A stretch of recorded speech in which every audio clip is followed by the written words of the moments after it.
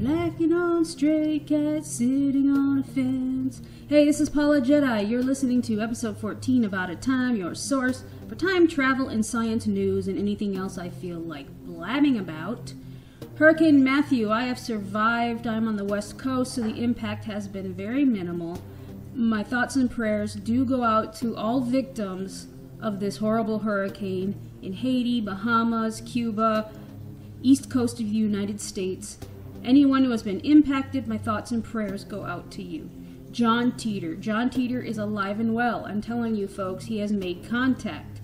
I've kept this quiet for a few weeks because I've been self-conscious about mentioning it, but I'll be very vague. I'm going to be vague because I don't want people being harassed. If I mention a name, 500 people will contact this person, and this person will have no peace whatsoever. So, I will only tell you that through his mother, Kay, John Titor went on a message board, or actually his mother went on a message board and passed a message along to somebody. Somebody important. So, John Titor is alive and well. After all, because he's a time traveler, he might not have been gone very long. For him, it could have been 6 hours, 15 minutes, 2 minutes, we don't know. It's been, what, 15 years here on this side of the coin? At any rate, we all love milk and cookies, right? I've got something new for you to try. How about Roach Milk?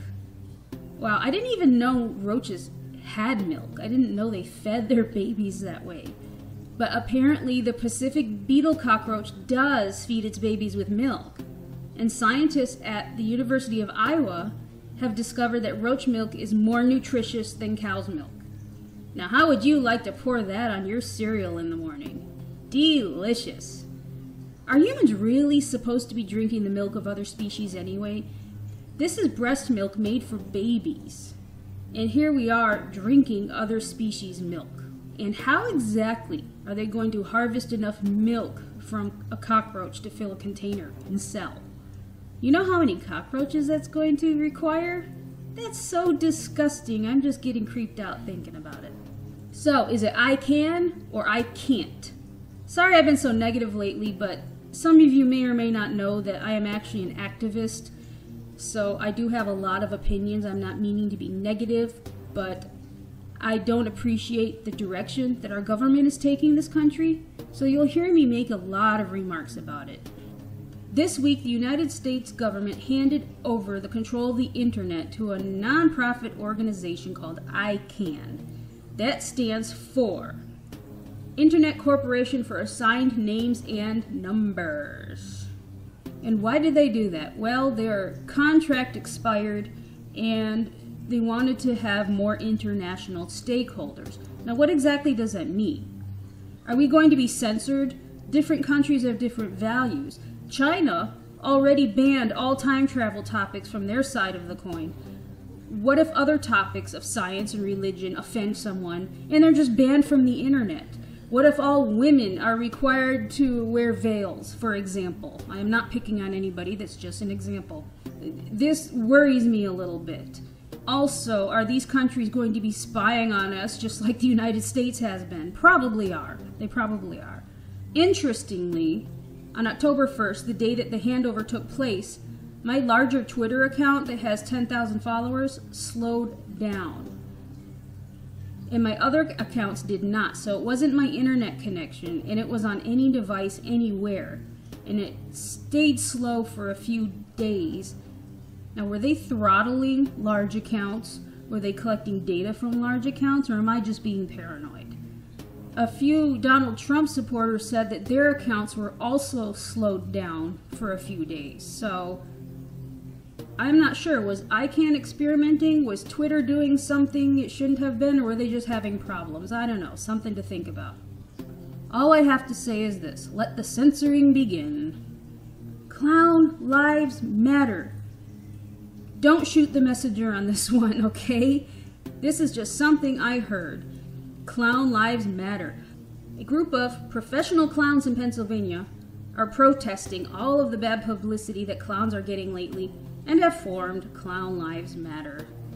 Right when you think you heard it all, let me tell you, maybe everyone needs to just stop clowning around. speaking of clowning around, I thought it'd be kind of fun to list as many famous clowns as I could possibly find. Let's see what we have. We have Bozo the Clown, Homie the Clown, Homie don't play that, Ronald McDonald, the creepy clown on American Horror Story Carnival, Stephen King's clown from It, Krusty the Clown from The Simpsons.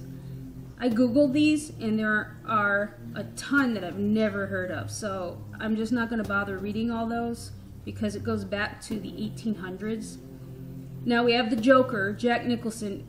Does that count as a clown? He did look like a clown. We have Eric the Clown from Seinfeld, and some people think that Pee Wee Herman was a clown, but I thought maybe he was more of a nerd character. At any rate, I'm bored with this already, so go ahead and Google if you want to know about more clowns. And quit clowning around, people. Stop scaring everybody, okay?